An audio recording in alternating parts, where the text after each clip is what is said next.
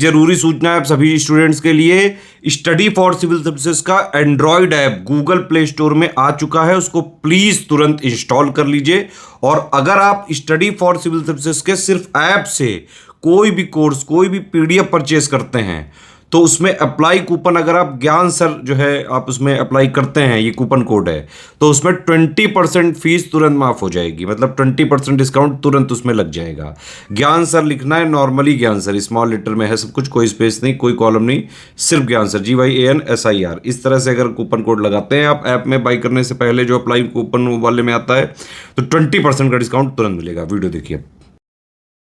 दोस्तों बहुत जल्द आपको इलाहाबाद हाई कोर्ट RO की वैकेंसी देखने को मिल सकती है। ये जो RO है ना, ये आपका UPPSC वाला नहीं है। UPPSC वाले RO का प्री का एग्जाम तो आपका दिसंबर में लगा है, और जो ये RO का पेपर है ना, ये आपका है इलाहाबाद हाई कोर्ट का। एक चीज और ध्यान रखो, UPPSC का जो RO का पेपर होता है, इसके जितने भी पेपर है उसमें आपको प्रक्रिया थोड़ी लंबी दिखेगी। ठीक है, जैसे आपका पहले नोटिफिकेशन आया, विज्ञापन, फिर आपकी फॉर्म फिलिंग होगी, फिर आपका पेपर कराया जाएगा। पेपर कराने में भी टाइम लग सकता है, इस बार पेपर लीक भी हो गया था, 22 दिसंबर तक गया आपका।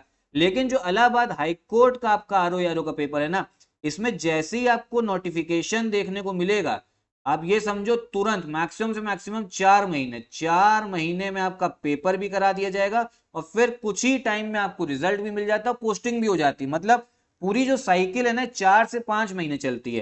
तो अगर आप सोचोगे कि जब नोटिफिकेशन आएगा हम तब से पढ़ना स्टार्ट करेंगे, तो ये चीज गलत है, पहले से पढ़ना स्टार्ट करो। और जो वैकेंसी है इस नोटिस के हिसाब से आपको जुलाई महीने में देखने को मिल सकती है। और एक और चीज, बहुत लोग पूछते हैं कि भैया इसका पैटर्न क्या है।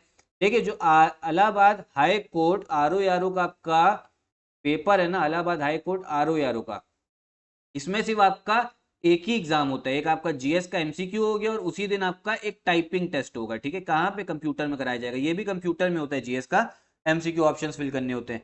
ना ही इसमें आपको कोई मेंस देखने को मिलेगा, मेंस भी नहीं है, ना ही इसमें कोई आपका इंटरव्यू है। सबसे बढ़िया चीज है, ना ही मेंस ना ही इंटरव्यू। अब देखिए होता क्या है ना, आपका जो जीएस का पेपर होगा ना, जो MCQ वाला होगा, ये आपका होगा 200 नंबर का होता है। 200 मार्क्स का क्वेश्चन पूछे जाते हैं, इसमें 200 क्वेश्चन भी पूछे जाते हैं। टोटल पेपर होता है 3 घंटे का। और एक चीज और समझो, नेगेटिव मार्किंग बहुत लोग पूछते हैं, नेगेटिव मार्किंग नहीं है। तो जितना अगर जो क्वेश्चन नहीं आता उसको आप गेस वर्क से भी आराम से कर सकते हो, तो इससे क्या हो सकता है, मार्क्स आपके बढ़ सकते हैं। ठीक है, नेगेटिव मार्किंग नहीं है। फिर जब आपका ये पेपर हो जाएगा, फिर आपका कंप्यूटर का टाइपिंग टेस्ट होगा। टाइपिंग टेस्ट, अब टाइपिंग टेस्ट आपका जो होता है वो 50 मार्क्स का होता है, और टोटल जो है उसमें 20 मिनट मिलते हैं। एक ही दिन में ये पेपर होता है। अब इसमें कौन कौन से लोग फॉर्म भर सकते हैं? 21 से 35 साल की एज होती है। ठीक है, जनरल की बात कर रहे हैं। फिर कैटेगरी वाइज रिलैक्सेशन मिलता है। ग्रेजुएशन करी होनी चाहिए। ठीक है, ग्रेजुएशन तो आपकी मस्ट है। साथ ही साथ में एक चीज और मस्ट है, या तो आपने O लेवल कराओ, ठीक, या आपके पास में CCC का सर्टिफिकेट हो, या डिप्लोमा कराओ कंप्यूटर साइंस में, कुछ भी हो जाएगा, तो आप आराम से फॉर्म भर सकते हो।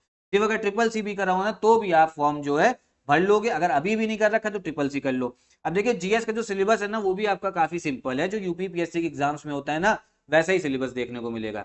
तो साइंस है, ठीक है, विज्ञान, फिर हिस्ट्री, हिस्ट्री तो आप पढ़ते ही हो, इसमें एंशियंट, मिडीवियल, मॉडर्न तीनों आ गई। फिर आपका भारतीय राष्ट्रीय आंदोलन, इंडियन नेशनल मूवमेंट है। पॉलिटी है, ठीक है, इकोनॉमी, अर्थव्यवस्था, कल्चर, संस्कृति। फिर एग्रीकल्चर, कृषि देखने को मिलेगा। पॉपुलेशन, जनसंख्या, इकोलॉजी, अर्बनाइजेशन, ठीक है, शहरीकरण। ये सब जो है ना, ये वाला आपका मिसलेनियस का पार्ट है। ये आप इसके बारे में बताता हूँ कैसे कवर होगा। ठीक, फिर वर्ल्ड ज्योग्राफी, आपकी ज्योग्राफी जो मेन है, ठीक है, ये तो आप लोग पढ़ते ही हो, काफी एग्जाम्स में आती है। फिर करंट अफेयर्स, करंट अफेयर्स से काफी क्वेश्चन होते हैं। जनरल एप्टीट्यूड, जनरल एप्टीट्यूड में क्या आपकी रीजनिंग आएगी। ठीक है, रीजनिंग पूछी जाएगी।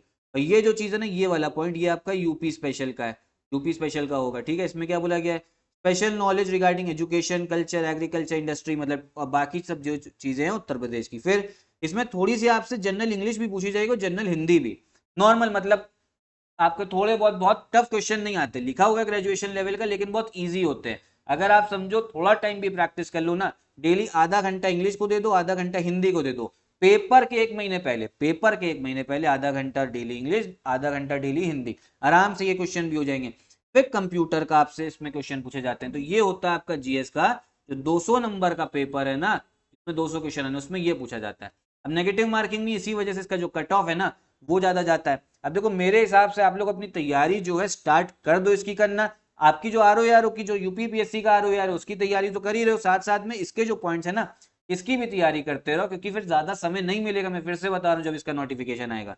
अंत में मैं आपको ये भी बता दूं कि हमारा स्टडी फॉर सिविल सर्विस का इलाहाबाद हाई कोर्ट ROARO का एक पेड ग्रुप चल रहा है। अगर आप एक ही जगह पे रह के सिलेक्शन वाली तैयारी करना चाहते हैं कि आपको एक ही जगह पे पेड क्विज भी मिल जाए, टेस्ट सीरीज भी, सिलेक्शन मटेरियल भी, रिकॉर्डेड क्लासेस भी, करंट अफेयर्स की PDF भी, तो आप हमारे पेड ग्रुप को ज्वाइन कर सकते हैं। यहाँ लिखे कॉन्टैक्ट नंबर पे कॉल करके आप और अधिक जानकारी ले सकते हैं। यहीं पे मैं वीडियो भी खत्म करता हूँ। अगर कोई डाउट हो तो कमेंट बॉक्स में पूछिएगा। नमस्कार।